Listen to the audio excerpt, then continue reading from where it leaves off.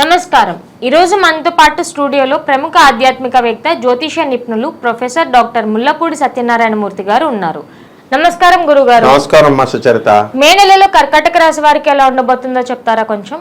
అద్భుతంగా ఉండబోతోంది. కర్కాటక రాశి వారికి లాభములో గురుడు, దానివల్ల ఇంతవరకు పెండింగ్లో ఉన్నటువంటి అన్ని పనులు పూర్తయిపోతాయి.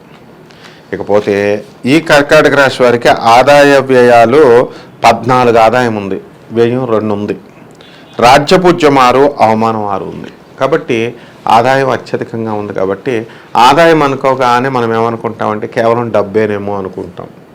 సుఖాలు, లాభాలు అన్నీ కూడా ఆదాయంలోకే వస్తాయి. ఇక కష్టాలు, నష్టాలు ఇలాంటివన్నీ కూడా వ్యయంలోకి వస్తాయి. కొంచెం అవన్నీ తక్కువగా ఉన్నాయి, చక్కగా సుఖ పరంపర ఎక్కువగా కనబడుతుంది. ఇక రాజపూజత గౌరవించేవాళ్ళు, తిట్టుకునేవాళ్ళు సమానంగా ఉన్నారు. కాబట్టి ఏం పెద్ద పట్టించుకోవాల్సినటువంటి అవసరం లేదు. వీళ్ళని కర్కాటక రాశి వాళ్ళని మే నెలలో తీసుకెళ్ళి అడవిలో పడేసినా సరే వీళ్ళు బ్రహ్మాండంగా సంపాదించేస్తారు.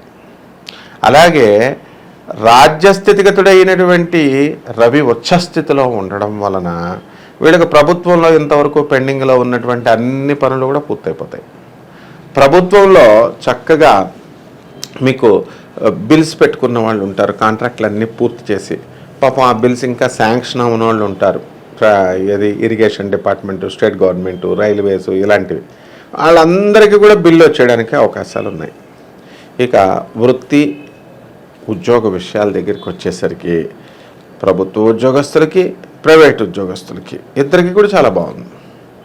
అయితే మనకి ఈ కర్కాటక రాశి వారికి ఎప్పుడు మనకి 14 మే తర్వాత రవి లాభస్థితిగతుడవుతున్నాడు. విశేషమైనటువంటి లాభాలు కలగడానికి అవకాశాలు ఉన్నాయి.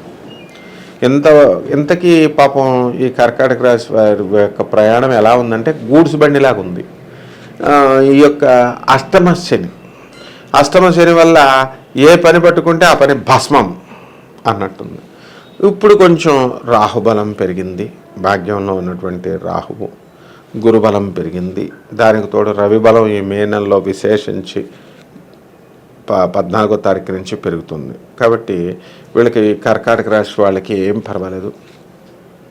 ఇక వ్యాపారాల దగ్గరికి వద్దాం. వ్యాపారాల్లో ఏమవుతుంది, ఎలక్ట్రానిక్స్ వ్యాపారము, తర్వాత సాఫ్ట్వేర్ కొత్త బిజినెస్లు చేస్తున్న వాళ్ళు, ఆల్రెడీ సాఫ్ట్వేర్ రంగంలో ఉన్నటువంటి వాళ్ళు ఉన్నారు. వాళ్ళందరికీ కొత్త కొత్త ప్రాజెక్ట్స్ రావడానికి అవకాశాలు ఉన్నాయన్నమాట. ఇక ఇనుము సంబంధించినటువంటి వ్యాపారాలు వీళ్ళు మొదలు పెట్టకూడదు. ఆటోమొబైల్ షాపులు స్టార్ట్ చేయడం, ఇనుము ఇవి ఉంటాయి కదా, ఇవి ఐరన్ అండ్ స్టీల్ ఇండస్ట్రీస్, దాంట్లో ఎవరైతే కర్కాటక రాశి ఎంప్లాయీస్ ఉంటారో అటువంటి వాళ్ళు కూడా బ్రహ్మాండంగా వాళ్ళ అన్నీ కూడా సెటిల్మెంట్లు అయిపోవడానికి అవకాశాలు ఉంటాయి. కాబట్టి అంటే ఇప్పుడు ఐరన్ సంబంధించినటువంటి పనుల్లో జాప్యం, కానీ కొంచెం స్లో రేట్ అయినా మొత్తం మీద పూర్తి మాత్రం చేస్తారు. ఇకపోతే విక్రమస్థానంలో ఉన్నటువంటి శని ప్రభావం, కేతు ప్రభావం వలన వీళ్ళకి చక్కగా విదేశాలకు సంబంధించినటువంటి వ్యవహారాల్లో ఫస్ట్ క్లాస్గా ఉంటారు. విద్యార్థులు ఉన్నారు కదా, ఆ విద్యార్థులకు గురుబలం బాగుంది వీళ్ళకి. కాబట్టి చదువు బాగా వస్తుంది, జ్ఞానం బాగా పెంచుకుంటారు, డిస్ట్రాక్షన్స్కి లోను కాకుండా ఎక్కువ కష్టపడి పనిచేయడం ఇవన్నీ కూడా నేర్చుకుంటారు.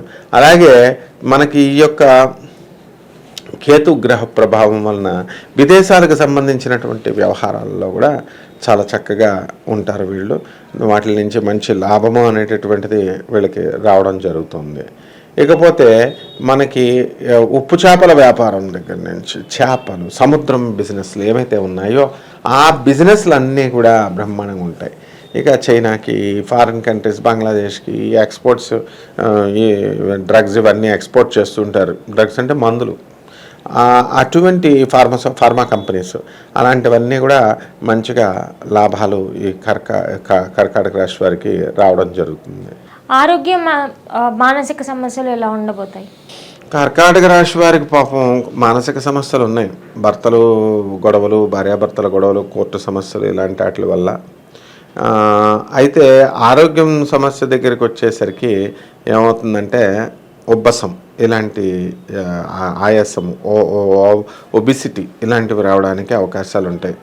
కాబట్టి ఈ యొక్క తిండి ప్రాపర్ టైంకి మనం తింటూ, తర్వాత మానసికంగా ఉల్లాసంగా ఉండడానికి చక్కగా లైక్ మైండెడ్ ఫ్రెండ్స్తో ఉండడము, మిమ్మల్ని డిప్రెషన్కి గురి చేసేటటువంటి వాళ్ళు, మీకు అంతా సోది చెప్పి బాధ పెట్టేటటువంటి వాళ్ళు, నిరుత్సాహపరిచేటటువంటి వాళ్ళు, ఇలాంటి వాళ్ళని కనుక మనం దూరంగా ఉంటే ఈ కర్కాటక రాశి వాళ్ళకి బాగుంటుంది. ఇకపోతే ఈ కర్కాటక రాశి వాళ్ళు ఇప్పుడు ఇల్లులు కడతారు. ఆ ఇల్లులు తక్కువ రేటుకి కొని ఎక్కువ రేటుకి అమ్మడము ఇలాంటివన్నీ కూడా జరుగుతాయి. ఏదైనప్పటికీ కూడా మనకి ధన లాభం అనేటటువంటిది కర్కాటక రాశి వారికి కనబడుతుంది. ఇక నూతనంగా ప్రభుత్వ ఉద్యోగాలు ఇవి రావడానికి కూడా అవకాశాలు ఈ నెలలో కనబడుతున్నాయి అన్నమాట. అందువల్ల ఎవరైతే కోర్టు సమస్యల్లో ఉన్నారో అటువంటి వాళ్ళు ఈ కోర్టుల్లో కేసుల్లో కనుక వీళ్ళు వేసుకున్నట్లయితే వాళ్ళందరికీ కూడా ఒక రిలీఫ్ అనేటటువంటిది రావడానికి అవకాశాలు ఉన్నాయి. అలాగే మనము కొంచెం ఈ కర్కాటక రాశి వాళ్ళకి ఏంటంటే కొంచెం ఓవర్ కాన్ఫిడెన్స్ ఎక్కువ ఉంటుందన్నమాట. సో ఈ యొక్క ఓవర్ కాన్ఫిడెన్స్ని మనం తగ్గించుకున్నప్పుడు చక్కగా భర్తతో, భార్యలతో, వీళ్ళకి జీవిత భాగస్వాములతో, అలాగే వ్యాపార భాగస్వాములతో కూడా వీళ్ళు ఎదుర్కోగలుగుతారు. ఏ వివాదాలు ఇవన్నీ కూడా ఏమేమి ఉండవు అన్నమాట. అంటే చేపల రొయ్యల చెరువులు చేసేటటువంటి వాళ్ళ పరిస్థితి బాగుంటుంది. ఆ తర్వాత సినీ సంగీత సాహిత్య రంగాలలో ఉన్నటువంటి వాళ్ళు వీళ్ళకి ఎప్పుడు తర్వాత 19th మే తర్వాత బాగుంటుంది. సినిమా హీరోలు అవనియండి, సినిమా హీరోయిన్లు అవనియండి, వీళ్ళందరికీ కూడా పేమెంట్లు మంచిగా రావడము, ఆంధ్రోర్యములు ఈ కళాకారులకి అందరికీ రావడము ఇవన్నీ కూడా ఉంటాయి. టైలర్లకి ఇది మంచి తరుణం. బట్టల బిజినెస్ కూడా చాలా బాగుంటుంది. అండ్ వీళ్ళు ఇల్లు లేనటువంటి వాళ్ళు ఇల్లు కొంటారు, స్థలాలు లేనటువంటి వాళ్ళు స్థలాలు కొంటారు. అలాగే వీళ్ళు వేరే వాళ్ళ దగ్గర అప్పులు చేస్తారు కదా, ఆ అప్పులు కూడా వీళ్ళు తీర్చేయడానికి అవకాశాలు ఉంటాయి. ఇక రైతులు ఉన్నారు కదా, ఆ రైతులు ఏం చేస్తారు, వాళ్ళు కూడా అప్పులు చేస్తారు. అండ్ అప్పులు తీర్చడం అనేటటువంటిది రైతు క్లియర్గా టైం బాగుందన్నమాట. అలాగే కొత్త కొత్త ప్రోడక్ట్స్ ఇవన్నీ కూడా రైతులు కొనడము, ఇంట్లో కాస్ట్లీ గ్యాడ్జెట్స్, ఖరీదైనటువంటి వస్తువులు ఇలా కొనడము ఇలాంటివన్నీ కూడా జరుగుతాయి. అయితే కర్కాటక రాశి వారికి కొంచెం మనం చేయాల్సింది ఏంటంటే, ఎంత రాబడి ఉన్నప్పటికీ కూడా ఈ యొక్క ఖర్చులు అనేటటువంటివి తప్పవు. కాబట్టి కొన్ని చోట్ల వీళ్ళు ఊహించనంత సడన్ అప్పులు అనేటటువంటివి, ఖర్చులు అనేటటువంటివి చేయడం జరుగుతుంది. దానివల్ల అప్పులు తీసుకోవాల్సిన పరిస్థితి ఏర్పడుతుంది. మరిన్ని ఫలితాల కోసం ఏమన్నా పరిహారాలు లేదా దానాలు చెప్తారా? ఖచ్చితంగా శని జపం చేయాలా, శని స్తోత్రాలు చదవాలా, శనికి కిలోంపావు నల్ల నువ్వుల్ని, నల్లని వస్త్రాన్ని పేద బ్రాహ్మణులకి శనివారం నాడు ఉదయం 8 గంటలకి దానం చేయాలి. ఆ తర్వాత శనీశ్వరుడి గుడి చుట్టూ తిరగాల, నవగ్రహాల చుట్టూ తిరగాల. శనీశ్వరుడికి ఓం శనైశ్చరాయ నమః అనేటటువంటి మహామంత్రంతో మీరు కనుక శనీశ్వరుడికి తైలాభిషేకాన్ని కనుక చేసినట్లయితే బ్రహ్మాండంగా ఉంటుంది. చాలా చక్కగా చెప్పారు గురువుగారు. ధన్యవాదాలు. ధన్యవాదాలమ్మా.